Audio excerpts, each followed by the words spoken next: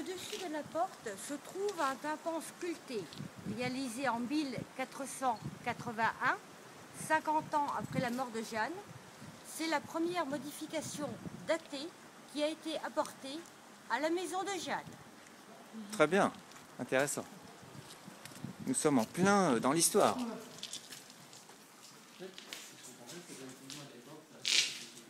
Donc là, on est dans quelle partie de la maison? Donc ici est la partie intérieure.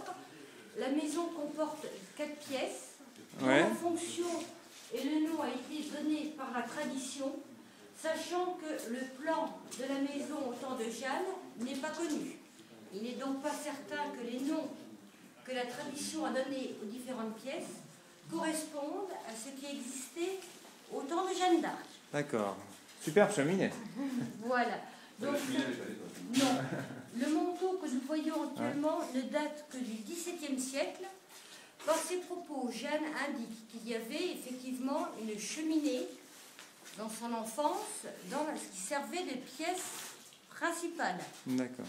La présence d'un système de chauffage dans la maison indique l'aisance financière de la famille, puisque le père de Jeanne, Jacques d'Arc, était ce que l'on appelait un laboureur, un paysan suffisamment aisé. Il avait ses propres terres? Il possédait, selon la tradition, 20 hectares de terre, mais le chiffre n'est pas confirmé. Ouais. Mais nous savons qu'il possédait aussi une charrue et 3 chevaux. Il avait donc un statut relativement important dans le village. D'accord. Il était apparemment d'origine servile, mais il avait une aisance financière déjà relativement importante pour le village. Très bien. Alors, passons...